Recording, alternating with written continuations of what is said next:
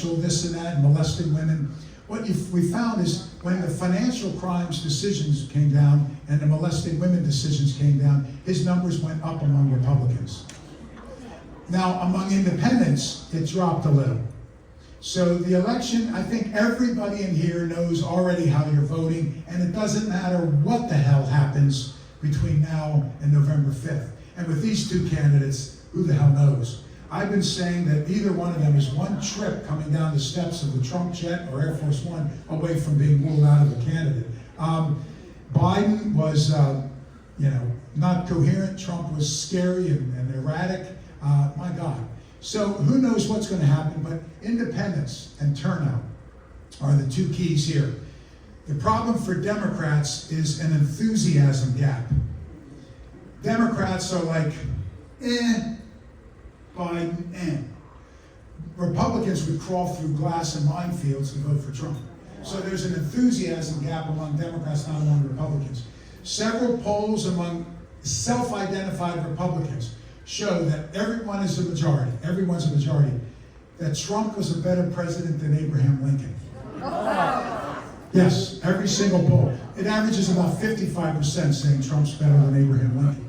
So there's an enthusiasm gap that benefits Trump. It doesn't matter what happens, how many indictments, doesn't matter the weather. His folks are coming out. Democrats, on the other hand, Democratic turnout came out in 2008 and 2020, but not in 2016. So studies, I don't do these, but the Alan Lichtmans of the world, what they do is, here's what they found. The more positive a campaign, Democrats win. The more negative the campaign, Republicans win. Democratic voters, psychologically, by character, temperament, whatever, when a campaign gets nasty, the Democrats go, ugh, I'm not voting. Whereas when the campaign gets nasty, Republicans like that. They get juiced by the negativity and the attacks. They're more likely to fight.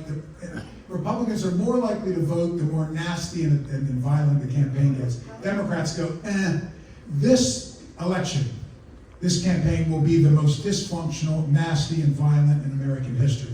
So it's going to drive down voter turnout. So Trump's winning in every area. Let me get to the, okay, there's the Electoral College. So I ran the numbers. These are my numbers. Based only on the polling, I have Trump winning 283 to 255. How many do you need to win? 270, right. So this is what I have, based on the polling. I'm not saying it's going to happen. I'm saying a lot can happen and we don't know. But this is, I think, the safest assessment based on all the polling running for the several period. Let me just end with the Senate and the House. Right now, the Democrats have the Senate 51-49. Actually, the Democrats have only 48 senators, the Republican 49. But 3 of the independents caucused with the Democrats. So it's 58-49 that the Democrats had the independents. The advantage this November, Republicans. They should take the Senate. Why? The Democrats are defending 23 seats. The Republicans are only defending 11. So most of the experts have the Republicans winning the Senate 51-49, 52-48. The Senate's very important for 2 reasons. Court appointments. And the Project 2025, Trump is interested in putting 12 justices on the court, which will give him 3 quick appointments with the Republican Senate. The Senate is also important for treaties. Trump withdrew from almost every major treaty. The Paris Climate Agreement, Singapore Accords, which was the world keeping our eye on Kim Jong-un. We withdrew from that unilaterally without consulting our allies. He withdrew from the INF. That was the Nuclear Forces Agreement for the world to keep their eye on Putin. It was a gift for Vladimir Putin. We withdrew from UNESCO. That's the United Nations Educational, Scientific, and Cultural Organization, which monitors the integrity of Machu Picchu, Easter Island, and the Great Barrier Reef. We withdrew from international criminal treaties. We withdrew unilaterally, we didn't even consult with anybody, from the international arms trafficking agreements. So we, for 4 years, did not track international arms trafficking. The State Department was banned from doing it by an executive order. Fact. Why would we do that? Because every time there's international arms tracking, it always ends up with Russia, China, North Korea, and Saudi Arabia.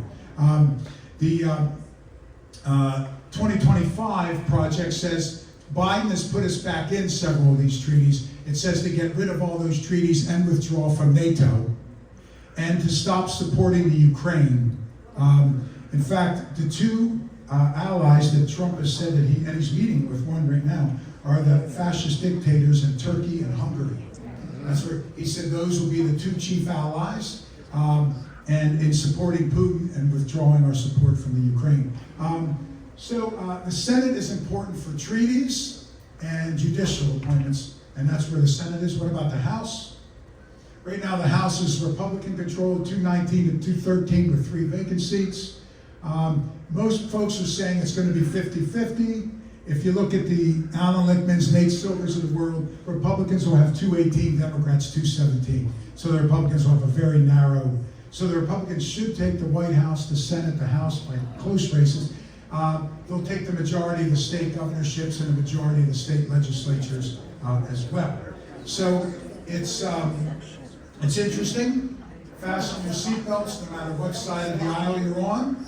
It's been a pleasure lecturing with you. I'm having a realtor and family property in the Amalfi Coast, or in Greece.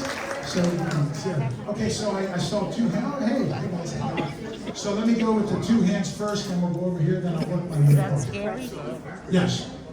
I refuse to answer any polls, and I'm sure a lot of other people in this room refuse to answer polls, because I think they're...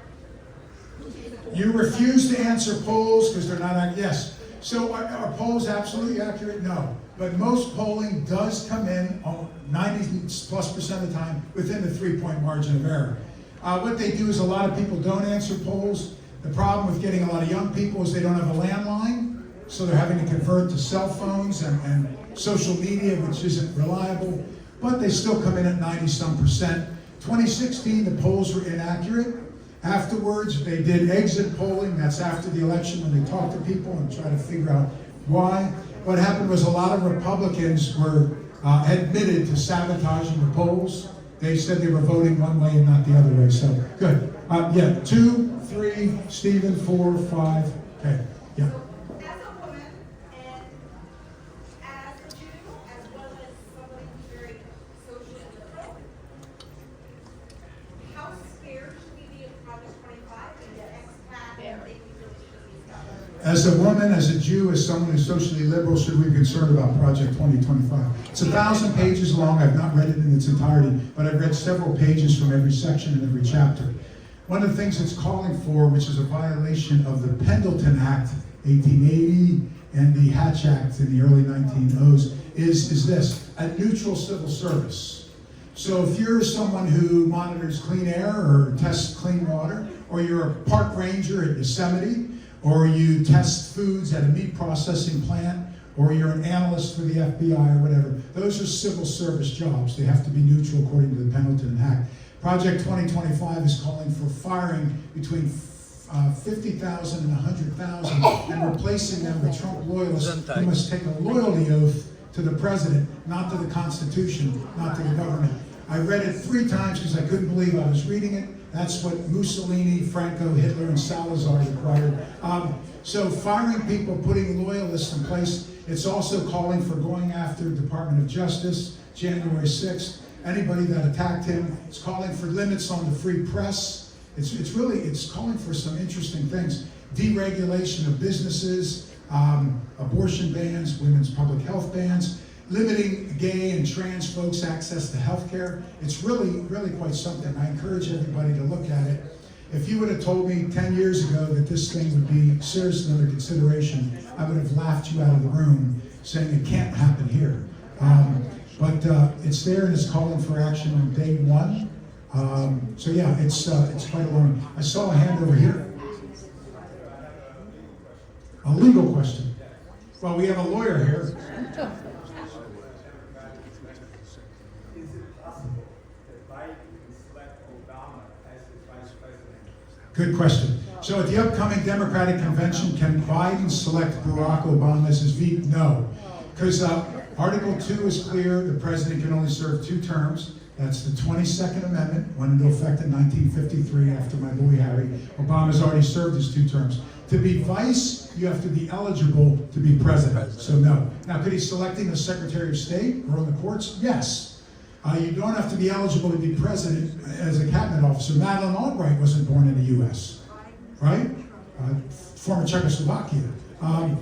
Then if there's a chain of succession, president, vice president, secretary of state, secretary of treasury, etc., if they got to her and she wasn't eligible, they would just skip and go to the next person. Can the Democrats replace Biden? Technically, no. In the primaries, he won enough delegates to secure the nomination. Now, what you'd have to have is an old-fashioned brokered convention. We haven't had one of those in decades, and they're usually a cluster F. So back in the day, the conventions are 4 days long. They announce the president, vice president, they announce the agenda, and then they have a red, white, and blue balloon drop, and everybody cheers and all that. These days, the conventions are simply infomercials, because all the parties already picked, the nominees are picked, the agenda's picked. Back in the day, they would actually go to the convention and debate. In '48, for example, was at the convention when FDR's folks decided to drop Henry Wallace and pick Harry Truman. It was spur of the moment at the convention on the phone. So technically, Biden has enough delegates. Now, if Biden or someone in his inner circle convinces him to step aside, there would be a food fight at the convention.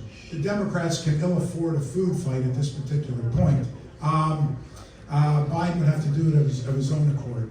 So, yeah, again, we haven't had a brokered convention in decades and decades, so I don't know how it would go down. Probably not good, would be the question. Good. Stephen, and then I'll go over here. No, I just want to say you did a very good job being neutral. Very good job being neutral. Thank you. Thank you, Stephen. He was a popular lecturer in the area and an impressive attorney, impressive lecturer. I think he ever trying to be neutral, but I will get a couple emails and phone calls later saying, leave our country, die, if you know, which I judge. And you know, I get that all the time. I get people that call and threaten to kill me. I get people when I'm pumping gas, yell Watson and then leave this country, F you. Yeah, I get a lot of, my guy named David Fleischer, drama professor, used to have an office next to mine. Some days he would open the door and go, Robert, are you okay? Because I'd be playing my message machine, F you, die, leave our country. He'd go, Robert, what have you been doing? I said I gave a talk about the Civil War, I don't know. Thank you, Stephen, coming from you, that means a lot. I saw one in the back and then we'll come up front, and then there was another one over here. Yeah. What happened in 2000, what do you think happened in 2016 that all the predictions were wrong? What happened in 2016 that all the predictions were wrong? Turnout was lower. Remember, one of the problems with polls is they try to poll likely voters. Nobody polls the public, because it's America, a lot of people don't vote. So one of the first questions they ask is, are you registered? Are you likely to vote? Or they get rolls of people that have voted and they poll them. The problem is turnout was down. Latinos, African Americans, young people, turnout was down in so many categories without them coming out. Some Republicans in exit polls admitted that they tried to screw with the polls by all saying they were voting for Hillary when they weren't, just to be malicious. But it's mostly turnout. Remember, it's always turnout, right, everybody? And I think turnout's going to be bad this time around because of the negativity and dysfunction. Yes, sir, and then I'll come over here. I think 2016 was a lot of Jill Stein. Whether or not you agree with Jill that, Stein. whether or not you agree with that, is there such a person in 2024? Jill Stein is about Robert Kennedy, yeah. So third party, question about Jill Stein in 2016, about Robert Kennedy Jr., who, by the way, speaking and needing professional help. I mean, poor guy. I mean, yeah, I try to look in the mirror from time. That's why I got a haircut. I try to look in the mirror. That's why I don't do certain things. I've heard myself sing. That's why I try not to. So third-party candidates never win. They just succeed in beating someone.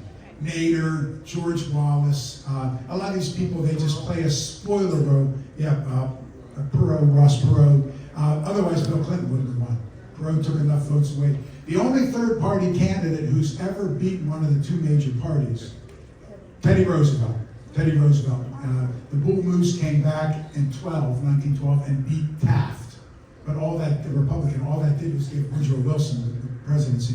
So I don't think there's anyone, the only one that I'd say, the more important person in 2020 was Stacey Abrams.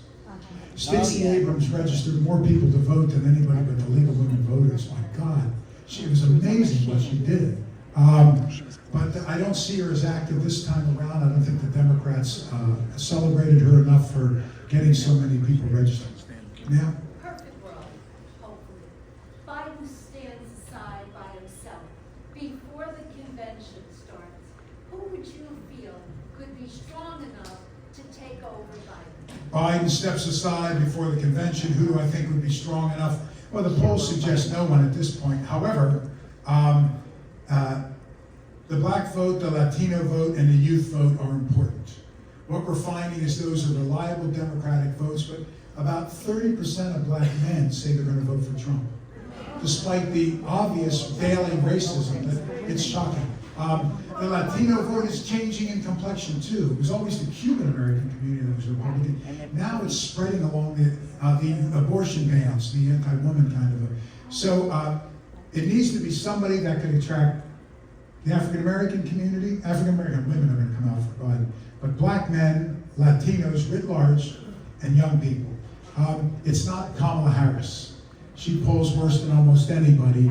It's got to be Amy Klobuchar or Cory Booker or Gavin Newsom or Mayor Pete, or I don't know. Mayor Pete can't be at the top of the ticket. The country's not ready for an opening day president. But some kind of combination. The one Democrat that could win in November would be Michelle Obama. She doesn't want anything to do with politics. You couldn't put a gun to her head. But personally, I think no matter who wins in November, we're done as a country. Our nation, our democracy, and the rule of law are over. We've seen the rule of law gutted. We've seen our Constitution trampled. We've seen a spike since 2016 in violence against the black community, Asian American community, gay community, immigrant community, and the largest spike toward the Jewish community. And every group, the ADL, the AJC, Southern Poverty Law Center, FBI, Trinity College, they've all documented these numbers have been dropping since the 60s. In 2016, they went into the stratosphere. Did anybody come to my program where I had the heads of the FBI, ADL, Southern Poverty? Nobody came to my program, Lynn? All right, I'm out. Call Lynn and ask when are Dr. Watson's programs. Ask for the box office. Just call the box office. I had the commander of the International Space Station, the number 2, the Deputy Secretary General of the UN talking about the Ukraine. I've had 2 Academy Award-winning filmmakers. I've had 3 Pulitzer Prize winners. I had a general that ran the war in Afghanistan. Rabbi David Maltby's coming this year. I brought in cattle cars from the Holocaust. You name it. I bring all kinds of things into the campus. They're all open to the public. Anyways, I brought the heads of all these organizations, FBI, Southern Poverty Law, ADL, AJC, and they've all been studying hate crimes, so they put on the boards all the report. On the big screen, we packed the theater with 750 people, and they put on the screen. They're tracking over 5,000 active hate groups in the United States right now. KKK groups, neo-Nazi groups, neo-Confederate groups, QAnon, with major numbers. They're armed to the teeth. The number of hate crimes toward, let's say, the Jewish community has spiked to unprecedented levels. Microaggressions, college campus bullying, people being fired, Tree of Life Synagogue, vandalism at Jewish cemeteries, synagogues being defaced. It's across the board a spike, unprecedented spike, and it's going up 50, 100% every year. So something is really, really happening. American students are embarrassed by students from Europe and Latin America and Asia. As a professor, I know the average American student can't do long division. They don't know cursive, they don't know Roman numerals, they never heard of Sputnik, they can't find New York on a map, they haven't had a geography class. One of the pastimes, and I lecture at campuses all the time, I was just at West Point, blah, blah, blah, blah. I lecture on college campuses all the time. And the students from around the world make fun of American students. Like if somebody really doesn't do well, they're like, man, you must be American. It's so, go to a good graduate program in STEM, science, technology, engineering, math. Go to MIT, Georgia Tech, Virginia Tech, Caltech, or Ivy, or Big Ten, or ACC. Go to a good school. Go to the graduate program and find me an American student. We can't. They're all from India, China, Israel, Germany. Now the problem is Project 2025 calls for internment camps and mass deportations. So, 34 years now I've been a professor, and I told you I taught from Stanford to Georgetown to Northern Arizona to London to Yale to Florida Atlantic. I've taught all over the place. And I lecture all over the place. It gets worse and worse and worse, but here's the most disturbing thing. All the international students for about the first 20 years of my career, their goal in life was to live in the United States. Now they want to go home. And they're like, this is nuts. I got a call from our counseling office. Universities all have a psychological counseling, and students can go in. They called me and said, we have 2 students, a male and a female, both black, and they want to talk to you. And I said, listen, I help everybody. I do everything but cut the damn grass on campus. But I said, no, I'm not a counselor. I don't know what to say. They said, no, they really want to talk to you, and we think you should talk. I said, look, I said, what's the problem? But I'm not talking to them. And they said, the guy was from the Caribbean. No, the woman was from the Caribbean. She was black Caribbean. The guy was from Central America. And we had one black parent, one Latino parent. And they were in Walmart on Military Trail by Clint Moore. Now, Military Trail by Linton, all right, on the west side of the road. And a whole group of red hats started screaming, leave our country, go home, foreigners died, communists, Muslims. They started screaming, and these 2 kids are 19, they're just away from home. They came from countries where everybody looked like them, and they were just, so I said, holy shit, I'm sorry, I'll talk to them. I didn't know, I thought it was my dad did this or something, right? I told him, I said, listen, you cannot quit. If you do, they win. Here's the best revenge. Get straight A's and get a better job than those idiots who ever have. Show them that you stay with your degree. But I'm thinking, this is where we are now. This is where we are with this kind of, so I apologize, but let me be honest, I know you guys. I think it doesn't matter who wins in November. It's just the end of the country is quicker than slower. You cannot have a viable civil society if we lack civility. Civility is the underpinning for democracy. You can agree to disagree, you can debate. We've lost civility. You know what the other underpinning for democracy is? Facts, the truth. You cannot, I know what another one is, being educated and informed. You cannot have a viable democracy if we scream at one another, we don't believe in facts, we don't believe in science, evolution, climate change, COVID, vaccinating our kids, respecting our neighbors. This is where we are. It's okay to make fun of a disabled person. It's okay to have 24 accusations of rape and molestation. It's okay to bully Gold Star families. You know what a Gold Star family is? Yes, we do. It's okay to make fun of John McCain and prisoners of war and then do so posthumously. Whether you agree or disagree with John McCain, this guy was a national hero. Spent over 5 years in a brutal prison camp, right? He could have been let out, but he wouldn't go unless they let all of his men out. I mean, that is a hero among heroes. I got a chance to meet him and work with him 3 times, even though I didn't agree with him. And he helped me with my book on prisoners of war, which I think I have here. Here it is. And it won a national award. And on September 9th, Morgan Freeman is narrating a 1-hour TV movie about it on History Channel. Anyways, John McCain helped with this. He has a good blurb somewhere on here. Anyway, and you know, when you met with him, he couldn't comb his hair. His shoulders would only go, because they were broken so much. When I played football at Virginia Tech, I dislocated, separated, and broke the shoulder twice. I had a complete reconstruction. I got about 90%. I can't scratch the middle of my back or get my left pocket. I can still play basketball, thank God. But my hook shot, I need to alter a little bit, which to me is one of the most important things in the world. I could have a scar like this, but if I can't get my little hook in the paint.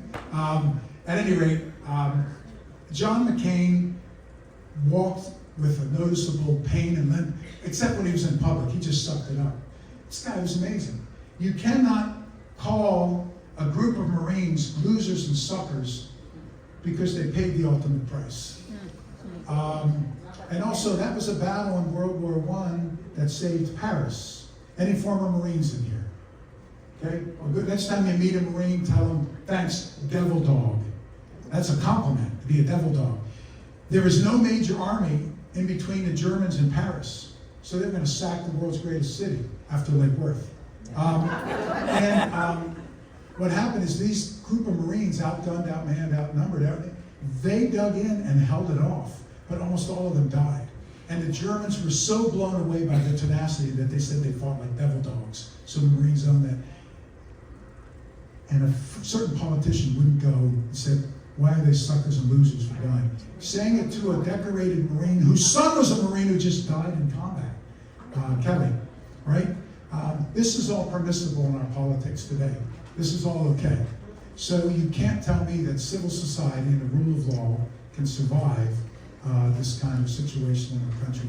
I apologize. Let me get One question. 2 more. I want to know, is there any way, any law, anything that we could pass to put a limit on the Supreme Court? A law to put a limit on the Supreme Court. Supreme Court justices can be impeached. There was a guy named Pickering in 1804 that was impeached for alcoholism. But Somebody just put it. Adriel Ocasio-Cortez. Put 2 of them.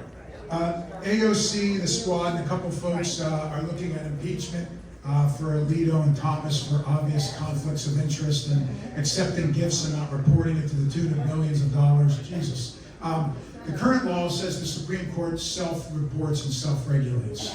They don't have an inspector general like every other government office. So what we need to do is pass something that they have an internal auditor, just like the Treasury Department, the State Department, HHS. By the way, HHS and the Project 25 Health and Human Services would be changed. The Department of Education, the proposal is to rename it the Department of American Values. Nor can we really determine how many justices are on the court. Article 3 of the Constitution is 7 articles. Article 3 is about the courts. And Stephen can tell you this. It doesn't say that there has to be 9 justices. It doesn't give a number. In our history, we went 5, 6, 7, back to 6, 8, 9. It's moved around. It's changed something like 7 times in our country's history. So it doesn't say it has to be 9, and it doesn't say it can't be 12. So there's really not a lot of legislation. Generally, the Congress has tried to avoid anything to step on the court's autonomy. But we've not seen since the 1850s, because you don't want to involve politics into the law. Are you kidding? It's been since the 1850s since we've seen shameless politicization of the High Court, like today. I promised one more, yeah. So how did we get to this point? How did we get here? All right, for a quick answer, this is a whole course, but I appreciate it. So, I spent my whole adult life, and you all know my passion's history. I'm a nerd about it. I go to all the presidential libraries. My poor kids, whenever we drive, every time I see an historical marker, they're like, "No, Dad!" I'm like, "Gotta go over and see what it says." Did you know that, so-and-so once lived here? I love history. I've spent my whole life trying to figure out why Adolf Hitler? How? How did the German people do that? If you could, and a lot of you have heard me say this, if you could take a time machine back to 1932, the year before Hitler came to power, the German people were among the best read, best traveled in the world. Without question, Germany had the most advanced scientific, cultural, academic institutions in the world. It was the envy of the world. And a narcissistic, compulsive liar, bully, fraud, business failure with a bad hairdo and a worse stash gets elected in this country. And within a year or two, has them committing the most heinous crimes in human history. More than that, the same thing happened in Italy, a country with a magnificent history, the birthplace of the Renaissance, right? Some of the world's greatest painters and artists and philosophers. And Mussolini, a fraud, a narcissist, a business failure, a bully, a compulsive liar,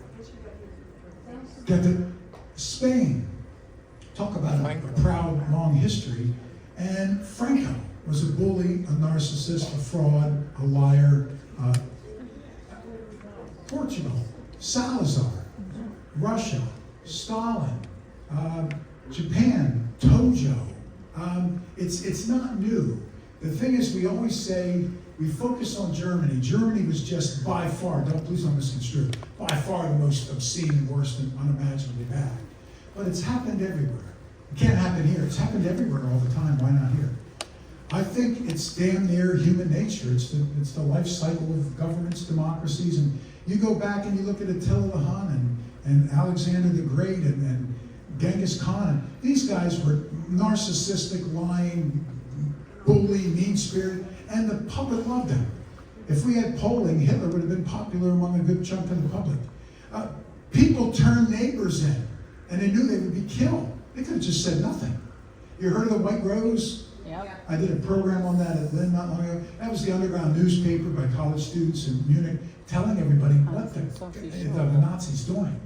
And a little girl started it, and her brother Sophie and another guy. Sophie. The Nazis were looking for them. They distributed the paper that she realized she left a couple at the copy machine. So she runs back to the second floor and gets them. As she's running out, she's like, what the heck? She throws them over the railing so they go all over the floor. And as she's running out, the janitor sees her. He's an illiterate janitor. And he does what? He reports her to the Nazis. They get her, then they get her, their professor, and then they kill everybody. They got people so brainwashed that they didn't believe reality, fact. And you've probably heard me talk about Nazi pseudoscience, conspiracy theories, and the roots of anti-Semitic hate. Hitler said that the Germanic people in history used to be 10 to 12 feet tall. But because our bloodline has been interrupted by mud races, Africans, Jews, Southern Europeans, Latins, but mud races has polluted our bloodline. Today we'd say genetics. That's why we're not Ubermenches, we're not gods on earth. He got this advanced scientific culture to believe this stuff. He also said there was once a great, you've heard of the Third Reich? Yeah. The Second Reich was in the 1870s. That was the birth of the modern German nation state. So Germany is a modern nation state. It's 100 years younger than us. The First Reich was in medieval times. Hitler said there was a European-wide German empire led by Germanics who ushered in Enlightenment, the Renaissance, and took over This never happened. He said, and this is what they taught in schools, Hitler said it was from the great German emperor Charlemagne. He was French. This is what was, and you got this country to believe this. Up is down, left is right. This utter madness. You heard me talk about how they would measure people's foreheads and noses. Yeah. The pseudoscience of craniometry, craniology, phrenology, right? That, if the flatter your forehead, the more superior you are, the more angled your forehead, the more inferior you are. There's no link to intelligence and foreheads. But what they said, this is what Hitler had them teach, is dogs, horses, cows, deer, animals tend to have a sloped forehead because they're quadrupedal. They have to have a sloped forehead. We're bipedal. So the more sloped your forehead. So what they did when they measured African and Jewish foreheads, they included the nose. I have a big schnoz, so I'm going to have an angled forehead, which means I'm inferior and I'd be exterminated. Make sense? They got people to believe this madness. They also said it's the length of your lower arm in ratio to your upper arm. Gorillas and primates have a long lower arm. The longer your arm and the longer your lower arm, the dumber you are. I'm a knuckle dragger. I have the world's longest knuckles, which helps me in basketball. There's a defensive end I can get onto the offensive tackle. But so no college for this guy. They measured arms. They measured, and he got people to believe this stuff. Do you know that Hitler sent an expensive, massive expedition of scientists into Finland to find witches, to teach him how to cast a witch's spell on his enemies? Do you know in Poland, he built, they call it Hitler's Venus flytrap, he built a UFO landing site in Poland so that aliens would come down and the Nazis could take their advanced technology. Indiana Jones is not far off the mark. They sent an expedition, Ernst Schaefer, he even looked like Harrison Ford, by the way. Ernst Schaefer, it was sent around the world to find the sword that pierced Jesus' side, the crown of thorns, the cross, to bring it back for two reasons. One, to imbue Hitler with immortality.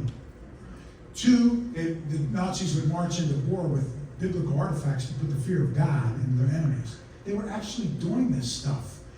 This great advanced society, he got people to believe Phooey, and 2 and 2 is 17.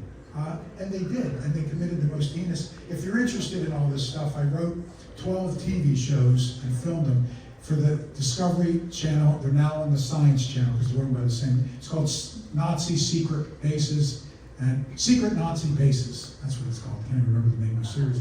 So you can get them on the Science Channel. We do an episode of each one of these matters. All right, well, it's on the Science Channel on demand. Discovery Channel. Last question. You know, Dr. Watson, you painted a very clear picture to us.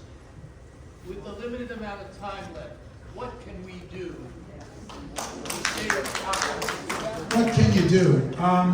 You can vote, because there's also local elections. Remember, school board. That matters these days. Do you want books banned, or do you want books in the schools? Do you want teachers to be able to say the word gay, or not? Do you want teachers to be able to teach science, or not? Universities. We've defunded Holocaust studies, Jewish studies, African American studies, women's studies, Asian American studies. Do you want this stuff? Your vote at the legislative and at the school board level can make a difference. Your vote at the local level on parks, on a development can make a difference. I think we've got to keep voting. We've got to keep trying. You know, write letters to the editor. Get together with your friends. Read the Project 2025. Show it to people. Tell them about it. Bullet point it. Send it out on social. All of you reach thousands of people on social media. All of you have grandkids that reach tens of thousands of people on social media. Have them blast this stuff out. If people read it, and they're not even trying to disguise what the plan is, it's fascism. It's the complete definition. And if people get upset with me, you can't deny it. Read it. It's fascism. It's the definition of fascism. So I really worry about where we're going. I'm way over time. Apologize for the doubt. Thanks, everyone.